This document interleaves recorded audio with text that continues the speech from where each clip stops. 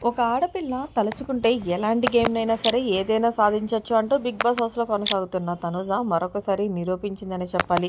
ఇక అందులో అసలు విషయానికొచ్చేస్తే ప్రస్తుతం 'బిగ్ బాస్' హౌస్‌లో 10వ వారానికి సంబంధించిన కెప్టెన్సీ కంటెండర్ టాస్క్ అయితే జరుగుతుంది. ఈ టాస్క్‌లో భాగంగా 'బిగ్ బాస్' వాటర్ టాస్క్ అయితే పెట్టారు. అయితే ఈ టాస్క్‌లో ఇమ్మాన్యుయల్ అలాగే గౌరవ్ వీళ్ళిద్దరూ పార్టిసిపేట్ చేయగా అయితే గౌరవ్ కరెక్ట్‌గా గేమ్ ఆడట్లేదు. ఎందుకంటే గౌరవ్‌కి తెలుగు అర్థం కాదు కాబట్టి ఎలా ఆడాలో తెలియట్లేదు. అయినా సరే నేను గేమ్ ఆడతానని వెళ్ళాడు. కానీ ఏదైతే బయట ఉన్న తనుజ, రాము రాథోడ్ వీళ్ళిద్దరూ కూడా గైడెన్స్ చేశారనే చెప్పాలి. ముఖ్యంగా తనుజ అయితే గనక గౌరవ్ నువ్వు మమ్మల్ని ఇద్దరిని చూడు మేము ఎలా వాటర్ వేస్తున్నామో అలానే నువ్వు కూడా వెయ్యి. ఒకవేళ వాటర్ కనుక నువ్వు లాస్ అయ్యిందనుకో తర్వాత మనం గేమ్‌లో ఓడిపోతాం. నువ్వు చేయగలవు Gaurav you can do it అంటూ గౌరవ్‌కి మంచి సపోర్ట్ చేసింది తనుజ.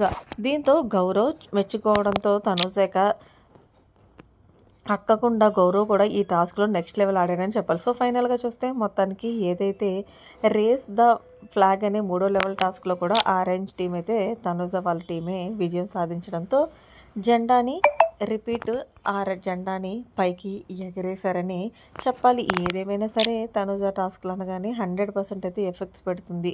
ఏ టాస్క్ ఎలా ఆడాలనేది ముందే ఆలోచించుకుంటుంది.